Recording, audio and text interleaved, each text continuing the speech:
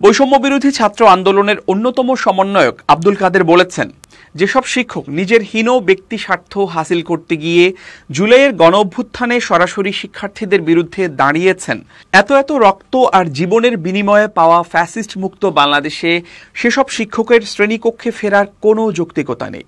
শনিবার তার Facebook profile থেকে করা এক স্ট্যাটাসে এ মন্তব্য করেন তিনি। সমন্বয়ক কাদেরের করা ফেসবুক স্ট্যাটাসটি হুবহু তুলে ধরা হলো।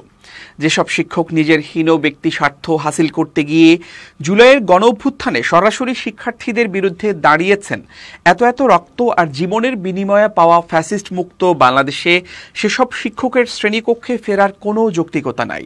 আমরা আর একদিনও আপনাদের ক্লাসরুমে দেখতে চাই না। যে কোনো প্রশাসনিক দায়িত্ব থেকেও আপনাদের সরে দাঁড়াতে হবে।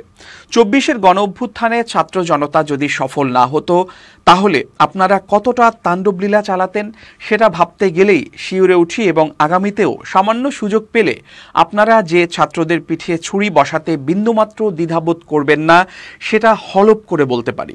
আরেকটা বিষয়, যারা বিগত সময়ে বিভিন্ন অনৈতিক এবং বেআইনি কর্মকাণ্ডের দায়ে অভিযুক্ত, তাদের বিষয়ে বিশ্ববিদ্যালয় সিন্ডিকেট কর্তৃক যথাযথ ফয়সালা না আসা পর্যন্ত তারা একাডেমিক অঙ্গনে আসতে পারবেন না।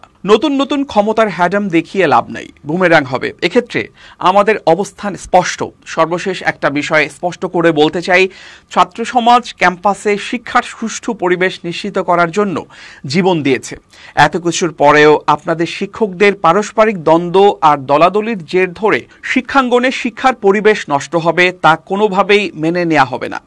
শিগগিরই নিজেদের অভ্যন্তরীণ সংকট নিরসন করে ক্যাম্পাসগুলোতে শিক্ষার সুষ্ঠু পরিবেশ নিশ্চিত করতে আপনাদের প্রতি বিনীত অনুরোধ জানাচ্ছি। অন্যথায় শিক্ষার্থীরা নিজেদের শিক্ষা কার্যক্রম সুষ্ঠুভাবে সম্পন্ন করার স্বার্থে যথাযথ পদক্ষেপ নেবে। আপনাদের জন্য আমরা আর ক্ষতিগ্রস্ত হতে পারবো না। সর্বোপরি শহীদরা যে স্বপ্ন পূরণ করতে গিয়ে জীবন দিয়ে গেছে, সেটা কোনোভাবেই বৃথা যেতে দিব না।